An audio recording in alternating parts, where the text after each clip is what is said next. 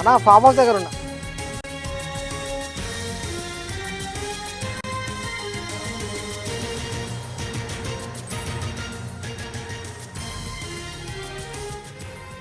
Moinabad farm house drugs కేసులో దర్యాప్తు ముమ్మరమైంది. ఇప్పటికే రోహిత్ రెడ్డితో పాటు రితేష్ రెడ్డి, నమిత్ శర్మకు మెజిస్ట్రేట్ 14 రోజుల పాటు రిమాండ్ విధించారు. మరోవైపు డ్రగ్స్ పార్టీలో 4 రౌండ్స్ కాల్పుల ఘటన సంక్లిష్టంగా మారింది. పోలీసులపై ఫైరింగ్ ఓపెన్ చేయడాన్ని న్యాయస్థానం తీవ్రంగా పరిగణించింది. అలాగే సీజ్ చేసిన కొకైన్ శాంపిల్ మాత్రమేనా, పెద్ద మొత్తంలో సరఫరా చేసే నెట్వర్క్ ఏదైనా ఉందా అన్న కోణంలో ఈ దర్యాప్తు జరుగుతోంది. పోలీసుల దాడులకు ముందు ఫామ్ హౌస్లోకి 24 గంటల్లో ఎవరెవరు వచ్చారు అనే దానిపై ఎంక్వైరీ కొనసాగుతోంది.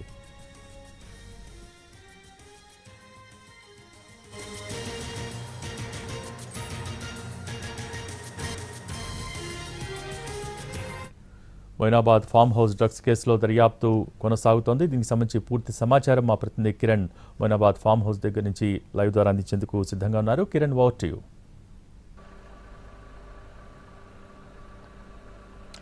భోగి, మొయినాబాద్ డ్రగ్స్ కేసులో కాల్పుల కేసుకు సంబంధించి కూడా మొయినాబాద్ పోలీసుల వివిధ కోణాలు దర్యాప్తు కొనసాగిస్తున్నారు. అలాగే ఇటు ఈగల్ టీం సంయుక్తంగా కూడా దర్యాప్తు కొనసాగిస్తుంది. సో డ్రగ్స్ కేసు వెలుగులోకి వచ్చిన తర్వాత ప్రస్తుతం అయితే పోలీసులు ప్రధానంగా కొకైన్ పైనే దృష్టి కేంద్రీకరించారని చెప్పాలి. ఎందుకంటే డ్రగ్స్ పార్టీలో వాస్తవానికి 4 రౌండ్ల కాల్పుల ఘటనకు సంబంధించి కూడా సంక్లిష్టంగా మారింది. So eagle team police seize చేసిన కొకైన్ పైనే దర్యాప్తు కొనసాగిస్తూ ఉన్నారు, ఫోకస్ పెట్టారు.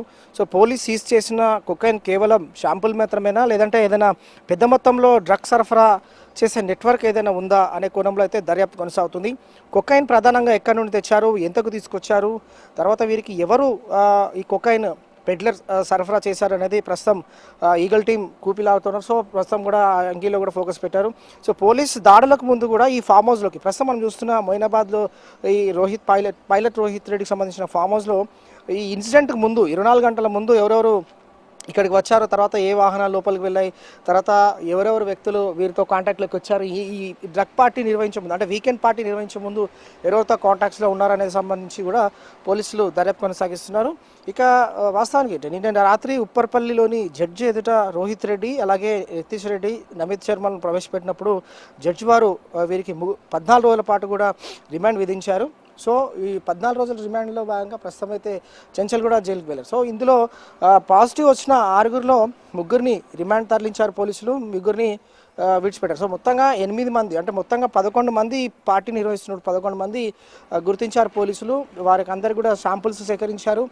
ర్యాపిడ్ టెస్ట్కి సంబంధించి కిట్లను కూడా పరిశీలించినప్పుడు ఆ రోజు అంటే ఇది సాటర్డే రోజు నైట్ 5గురికి పాజిటివ్ వచ్చింది.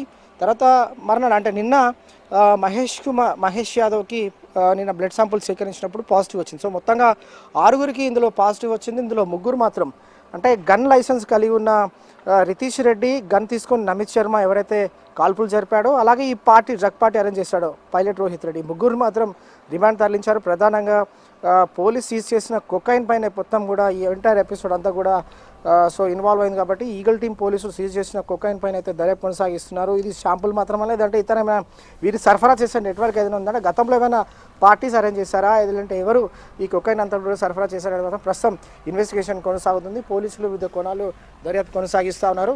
మరి చూడాలి, ఒకవేళ వీరు దర్యాప్తులో ఇచ్చిన ఇన్ఫర్మేషన్ బేస్ చేసుకొని ఈగల్ టీం మాత్రం వారి నుంచి చాలా అంటే కీలకమైన సమాచారం సేకరించింది. కాబట్టి ఎవరు వీరికి కొకైన్ ప్రధానంగా సరఫరా చేశారు, తర్వాత ఎక్కడి నుండి చేతులు మారింది, తర్వాత సబ్ పెడ్లర్స్ ఎవరైతే ఉన్నారో వారికి సంబంధించి కూడా ఇన్వెస్టిగేషన్లో భాగంగా ఒకవేళ వారిని గుర్తిస్తే మాత్రం వారిని కూడా అరెస్ట్ చేసి విచారించే అవకాశం కూడా కనిపిస్తుంది.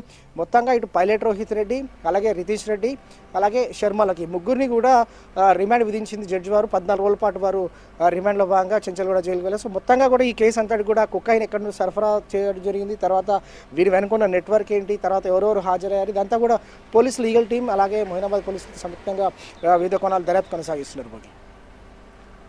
Thank you Kiran.